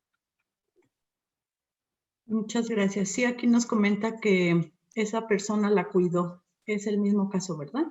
Así es, de 7 a 10 días, en ese momento, si no ha aparecido sintomatología, hago prueba, si sale negativa, adelante, se termina el resguardo. Pero si la sintomatología inicia desde antes, en ese momento se hace una prueba, si sale positiva, de ahí el resguardo completo hasta completar a partir de ese momento 14 días hacia adelante, si es que el cuadro se resuelve sin problema. Gracias. Estrella Manjarres nos pregunta si es necesario tener una prueba PCR negativa para incorporarse a trabajar o solo considerar los 21 a 28 días de aislamiento. Ok. Se deben considerar, dependiendo del caso, de 14 a 21 días, dependiendo si la sintomatología fue leve y se resolvió el cuadro sin ningún problema y contamos con una valoración médica, aunque no haya prueba, pueden reincorporarse. Pero si el cuadro fue complicado, hubo necesidad de internamiento, hubo necesidad de alargar el resguardo porque había síntomas o quedan síntomas residuales, sí hay que hacer una prueba, no necesariamente una PCR, puede ser una prueba de antígenos, para poder descartar o confirmar que haya un proceso agudo todavía de la enfermedad. Y hasta que no tengamos esa certeza médica, vale la pena la reincorporación, porque tal vez yo no tenga síntomas, ya resolví mi cuadro infeccioso sin ningún problema, pero me hago una PCR a los 30 días y sale positiva. No significa que lo tenga. Repito, la PCR puede salir positiva tiempo después. Gracias. Alejandra nos pregunta, ¿el cuidador sin síntomas de un familiar con COVID es recomendable realizarse una prueba para garantizar si sigue sin contagiarse? Si es así, ¿en qué momento se recomienda hacerla? Es correcto, sí se recomienda, y si yo soy el primer cuidador de una persona que tiene COVID confirmado, el tiempo ideal es del 5º a 7º día, porque la convivencia es extrema, entonces prácticamente es un hecho que me voy a contagiar. ¿Cuándo? No lo sé. Puede ser que no me contagie, pero es la menor de las probabilidades. Entonces, entre el 5º y 7º día es el tiempo adecuado para que el cuidador se haga una prueba por PCR, si es que no ha iniciado sintomatología previamente. Rodolfo Jiménez pregunta, ¿las personas que nacieron de 7 meses y tuvieron problemas en los pulmones tienen más riesgo? ¿Qué recomendación sería para reforzar? Ok, no hay ningún riesgo que se haya detectado para las personas que fueron prematuras, siempre y cuando no tengan secuelas respiratorias. Si fueron prematuros y ahorita son adultos y tienen secuelas respiratorias, tuvieron algún colapso pulmonar, alguna, por ejemplo, asma, en tema de infección, o sea, no nada más fue la prematurez, sí tienen riesgo, pero si no, si han hecho su vida completamente normal, a pesar de que fueron prematuros, tienen el mismo riesgo que cualquier persona normal. Gracias. Otra pregunta. Dice, ¿qué recomendaciones o medidas podemos realizar en la empresa para identificar un caso sospechoso o ya activo, considerando que los fines de semana pueden ser los días de mayor riesgo? Tomar oxigenación, encuesta firmada de que la persona no es sospechosa, o cuál es la recomendación para evitar el contagio masivo. Sí, la recomendación son dos. Una, sigan manteniendo su control de ingreso, es decir, control de temperatura, tapetes sanitizantes, preguntarle a los colaboradores si han tenido síntomas, o sea, no esperar a que ellos lo hagan, hacerles un pequeño trío de preguntas. Y el uso de gel, ¿no? Y uso de cubrebocas constantemente. Esa es la primera. Y la segunda, a pesar de que en el Estado de México no fue ni es obligatorio hacer el testeo de pruebas, les recomiendo que sí lo hagan, porque las personas que generan o que generamos los brotes son las personas asintomáticas, no las personas sintomáticas. Las personas sintomáticas, cuando tienen síntomas, avisan y se puede contener la propagación. pero los sintomáticos no. No avisan porque no fue mayor el síntoma o tal vez no tuvieron ningún síntoma. La única forma de evitarlo y controlarlo es hacer un testeo aleatorio con pruebas PCR. ¿Es una inversión? Sí, pero veámoslo como una inversión, no como un gasto, porque genera mucho más problema tener un brote de 20 colaboradores dentro de la organización, porque habrá que hacerle prueba de todos modos a todos, más los tratamientos, más el resguardo, más la baja de productividad, que hacer un testeo aleatorio de la población. Es decir, si yo tengo 10 personas en un área y semanalmente o quincenalmente le hago una prueba o dos a algunos de ellos, PCR, puedo mantener un control aleatorio para detectar por espontaneidad y casualidad a ese positivo que es asintomático y que me puede generar problemas. Entonces, es la combinación de ambas cosas. Gracias. En Google Meet nos pregunta Iván, ¿qué tan bueno es tomar dióxido de cloro antes y durante el contagio? El dióxido de cloro ha sido muy cuestionado, muy polémico en tema médico, en tema social también. No hay investigaciones fuertes, investigaciones serias por instituciones de investigación que avalen el efecto benéfico que tiene el dióxido de cloro, ni el efecto negativo, o sea, una intoxicación. No existen ambas. Lo que existe es algún médico, algún compañero médico lo ha ido aplicando y él da el testimonio sobre los casos que ha tenido. Pero por el contrario, ha habido compañeros médicos que también lo han utilizado. Dicen, no, es que yo lo utilicé y el paciente le fue muy mal, entonces es tóxico. Existen comentarios, pero no existe investigación seria al respecto. Entonces, mi recomendación es úsenlo a criterio, dependiendo de quién se los está recomendando y la experiencia que ha tenido con el uso de esa sustancia. Científicamente hablando, lo que les puedo decir es que a altas concentraciones es tóxico y no existe quien pueda decir que tal dosis a tal duración, tal frecuencia es benéfico. Entonces, queda muy en medio. Depende de quién se los está recomendando, de la experiencia que tenga esa persona y los tratamientos que ha aplicado esa persona. Gracias. Felipe Palacios nos pregunta, ¿el factor de transferencia lo puede utilizar una persona que tuvo síndrome de Steve Johnson? Sí, no hay ningún problema. La única contraindicación para el factor de transferencia es un paciente que ha sido trasplantado y tiene tratamiento inmunosupresor para no generar rechazo a ese órgano. Es la única contraindicación que existe para el factor de transferencia. Fuera de ahí, no existe contraindicación para el factor de transferencia, ya que es extraído de la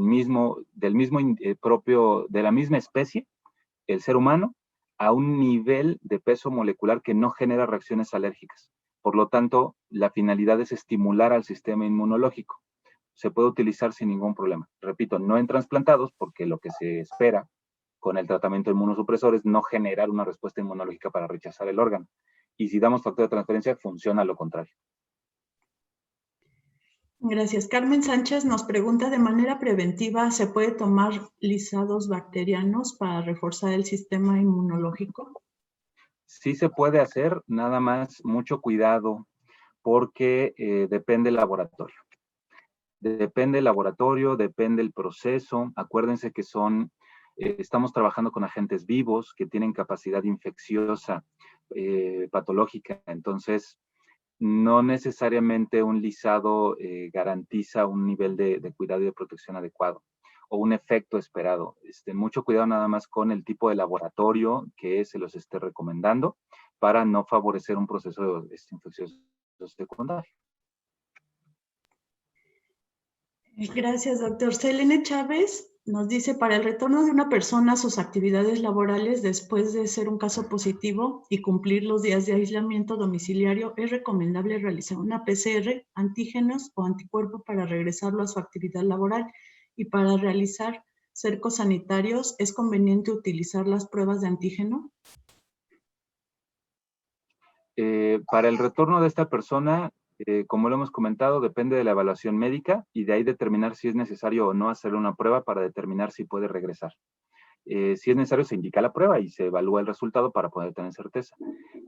Con respecto al cerco, el cerco debe iniciarse desde que se detectó esta persona.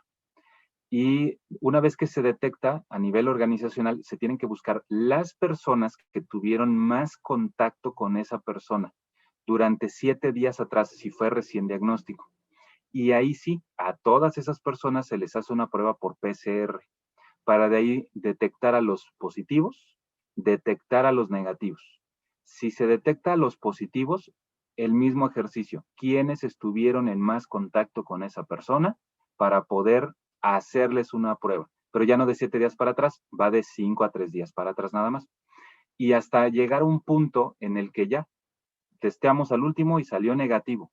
O ya el positivo ya está en resguardo porque ya lo habíamos encontrado. En ese momento se acabó el cerco y eso es lo que se llama cortar cadenas de contagio.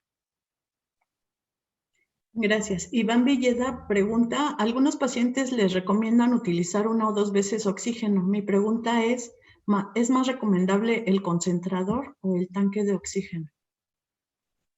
No hay ninguna diferencia. Si requieren oxígeno es porque hay que aumentar el aporte de oxígeno en sangre. La diferencia es que el tanque de oxígeno solo guarda lo que tiene dentro. Si es un tanque de 60 litros, pues solo hay 60 litros de oxígeno y puede durarte, dependiendo del flujo, 1 o 2 días. El concentrador es un aparato que produce oxígeno, es decir, capta el aire exterior mediante cargas eléctricas, genera un cambio molecular para aportar oxígeno, para producir oxígeno. Entonces tienes una máquina productora de oxígeno que no necesitas recargar, solamente conectarla y que esté funcionando, y ya tienes tu mismo aporte de oxígeno. Pero la calidad de oxígeno es la misma, no hay ningún problema. Por calidad, uno u otro es lo mismo. Y es en un tema de recurso, porque los concentradores, pues sí pueden costar entre unos 6,000 a 20,000 pesos o más, dependiendo de la capacidad. Y los tanques, pues son un poquito más económicos. Gracias a Ana Moro por acompañarnos. Pregunta, ¿es recomendable que una persona que tuvo COVID no realice trabajos en altura? Y en este caso, ¿se podría determinar un tiempo para ello? Sí, lo recomendable es que no lo hagan de manera inmediata, hasta no tener una evaluación médica para su tipo de actividad. Eso se le debe comentar al médico tratante, es doctor, yo hago trabajos en altura y es de alto riesgo, entonces, ¿cómo estoy para realizar esa actividad? Lo que el médico debe hacer es hacerle test y ejercicios muy similares a los que les comenté ahorita, con otro tipo de ejercicios para compensar también la presión que va a tener en esa altura.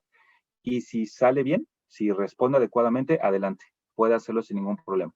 Pero si tiene alguna deficiencia, entonces requiere un proceso de rehabilitación.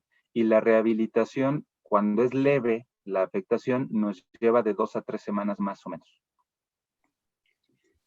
Gracias. Omar Bastida nos pregunta, han comentado que uno de los signos principales es la saturación de oxígeno. ¿Cuál es el porcentaje de saturación de oxígeno de alarma o indicador de que hay un problema posiblemente asociado con el COVID?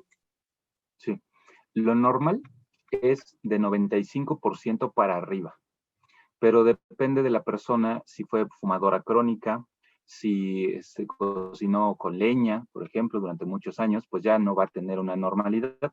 Para estas personas se considera todavía normal, sin síntomas, de 92, 93 para arriba. Pero si hay antecedentes.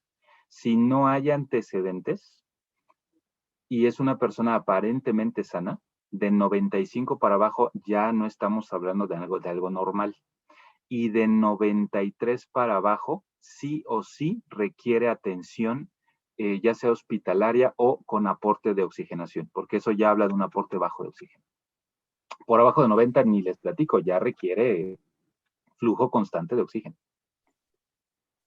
Muy bien. Beatriz Martínez pregunta, bueno, agradece por el curso. Gracias a ti por acompañarnos, Beatriz. ¿Las pruebas rápidas que venden en farmacias del ahorro son confiables? Sí son confiables. La diferencia o lo que hay que tomar en cuenta es cuándo se deben realizar. Porque si yo tuve el contacto ayer y hoy me hago una prueba rápida de inmunoglobulinas o antígenos, pues me va a salir negativa. Eso es un hecho, aunque sea una buena prueba. Debo esperar el tiempo suficiente para que esa prueba sea efectiva. Eso lo determina el médico tratante. Gracias. Alejandro Sánchez pregunta, ¿qué preguntas debemos realizar a nuestros colaboradores para saber si tienen COVID y dar la confianza a que nos digan la verdad? Ok.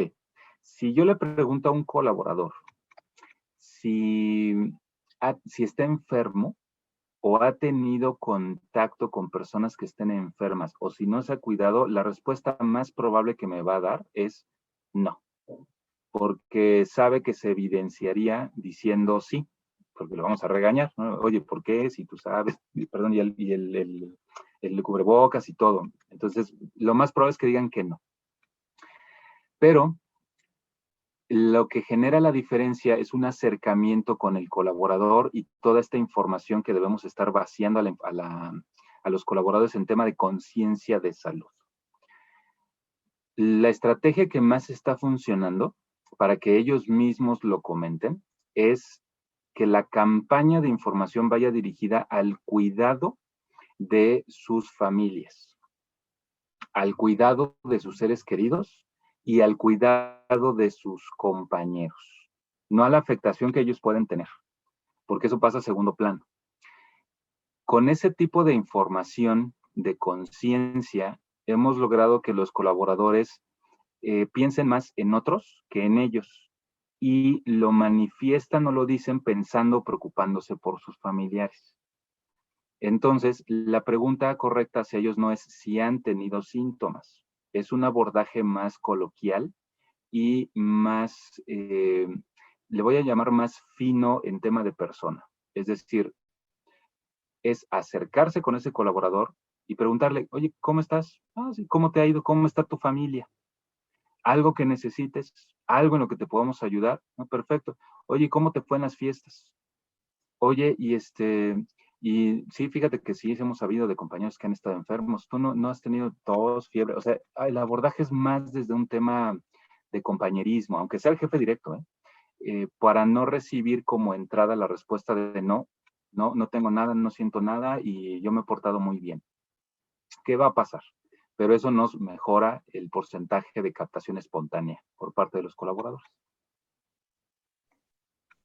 Muy bien. Nos preguntan si hay recomendación en alguna alimentación agregar o quitar para reforzar el sistema inmunológico, pensando en poder hacer dicha recomendación al personal de la empresa.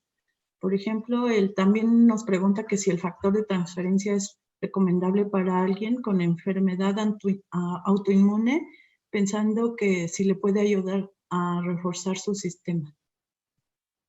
Sí es recomendable el factor para una enfermedad autoinmune porque ayuda a reorganizar, no a fortalecer, a reorganizar la respuesta inmunológica que está teniendo para no favorecer los eventos abruptos a nivel autoinmune que está generando.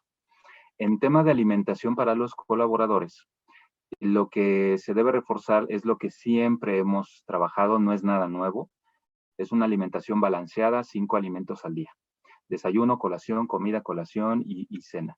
Se vuelve un poco complicado porque a nivel laboral a veces no da tiempo, a veces los momentos no son adecuados, el recurso disponible a nivel de alimentos no es el mejor, por eso se vuelve un poco más complicado.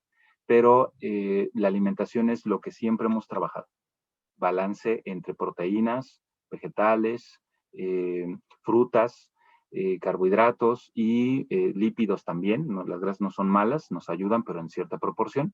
Y el balance con el ejercicio, la actividad diaria. No hay nada nuevo, simplemente es tener apego a lo que siempre hemos escuchado. Tenemos otras preguntas, creo que nada más son las últimas 3. Agradecen la información, gracias por acompañarnos. Nos pide su opinión sobre el uso de cuaternarios de amonio para los procesos de desinfección en casa y lugares de trabajo. Adelante, el amonio cuaternario no es nuevo, se utiliza o se ha utilizado ya incluso desde antes de la pandemia, a nivel intrahospitalario, ya que genera un proceso de desinfección viricida, bactericida y fungicida amplio, tanto como para usarlo para desinfectar unidades quirúrgicas, unidades intrahospitalarias, y no genera la corrosión que genera el cloro. Entonces, sí es adecuado, si tienen acceso lo pueden estar utilizando. El inconveniente a veces es que es un poco más caro o el volumen en el que se vende pues es un poco mayor, pero rinde muchísimo. Si tienen acceso, adelante, y si no lo tienen, no se preocupen. El cloro en dilución al 2% para ahogar es adecuado. Gracias. Me parece que algunas de las preguntas ya fueron respondidas. Tenemos la última, que es de Norma Gómez. ¿Un nebulizador serviría para generar oxígeno? No, definitivamente no. El nebulizador solo expulsa aire normal que extrae del ambiente, y con el paso del aire hace que las partículas líquidas de ese medicamento se vaporicen y por eso pueden inhalarse, pero no aporta oxígeno. Es aire normal, no serviría absolutamente nada, es como soplarse aire en la cara, nada más. Muchas gracias. Agradecemos al doctor Emanuel López Delgado de la empresa socia Unidem Medical Factor, integrante de la Comisión de Salud de la Unión Industrial del Estado de México, por compartirnos este programa Unidem, como lo es el Consultorio Médico Empresarial, que de manera ininterrumpida todos los martes nos ha compartido junto con el doctor Raúl Rivera 19 conferencias, junto con la del día de hoy, especializadas en el tema de salud. Es una interesante exposición de este trabajo de investigación, información, prevención y recomendaciones, como el que hoy nos brindó. Invitamos al doctor a que nos acompañe al final de esta sesión para la entrega de su reconocimiento por parte de la mesa directiva de la UNIDEM. A todos los asistentes les informamos que les enviaremos esta presentación y la grabación de la conferencia del día de hoy al correo electrónico que registraron para accesar a esta reunión empresarial. Asimismo, si alguien requiere su constancia de asistencia, con gusto pueden solicitarla al gerente UNIDEM de su zona. Les recordamos que este formato de consultorio médico empresarial, los doctores nos han expuesto 19 temas distintos relacionados con la salud y el COVID, los cuales los pueden visualizar en el canal de YouTube, Facebook de la UNIDEM, o solicitar la grabación del tema de su interés. Los invitamos al encuentro número 20 del Consultorio Médico Empresarial. Nos vemos el próximo martes 12 de enero a las 12 en este ciclo de conferencia, donde todos los martes tenemos una cita vía Zoom. Todos los cursos, conferencias y eventos empresariales son totalmente gratuitos. Los próximos temas serán publicados en redes sociales de la Unión Industrial del Estado de México. Les invitamos a continuar haciendo uso de los diferentes servicios de la UNIDEM, como lo es bolsa de trabajo, cursos de capacitación, seguimientos en reporte de seguridad pública, gestión de permisos y licencias, ruedas de negocios, promoción y vinculación de sus productos y servicios. Todos estos servicios de manera gratuita para ustedes. Queremos agradecer a los más de 214 asistentes que nos acompañaron este día. Este evento fue transmitido de manera simultánea en las 4 plataformas: Zoom, Microsoft Teams, Google Meet y Facebook Live. Como siempre, agradezco a mi compañero el ingeniero Jesús Troya por habernos enlazado en estas 4 plataformas. Y estamos finalizando ya la reunión. La unión hace la fuerza. Les deseamos un inicio de año con mucha salud, tranquilidad, abundancia y trabajo para ustedes y sus seres queridos. Finalizamos con el consultorio médico empresarial en este encuentro número 19 con la entrega del reconocimiento y clausura, para lo cual es un gusto presentar al licenciado Víctor Hugo Martín, quien es director de la empresa Metrología y equipo de laboratorio para construcción DAVI SADCB, y también es nuestro presidente de la Comisión de Responsabilidad Social de la Unión Industrial del Estado de México. Gracias, licenciado. Buenas tardes. Buenas tardes, contadora Angélica. Muchas gracias. A nombre de la Unión Industrial del Estado de México, le expido un reconocimiento al doctor Emanuel López Delgado, integrante de la Comisión de Salud de la UNIDEM, por su destacada participación como expositor de la conferencia en línea Reincorporación de actividades laborales y personales después de infección por COVID-19, con duración de 1 hora, un poco más de 1 hora, y con asistencia de 214 empresarios. Su apoyo invaluable contribuye a engrandecer al sector industrial del Estado de México. A 5 de enero del 2021, la Unión hace la fuerza, y lo firma el el maestro Francisco José Cuevas Doberganes, quien es director general de la Unión de Industriales del Estado de México. Muchas gracias, doctor, y excelente tarde y un feliz año para todos los miembros y asistentes. Muchas gracias, licenciado. Hasta pronto. Gracias a todos por acompañarnos. Gracias, doctor. Gracias, hasta luego a todos. Gracias.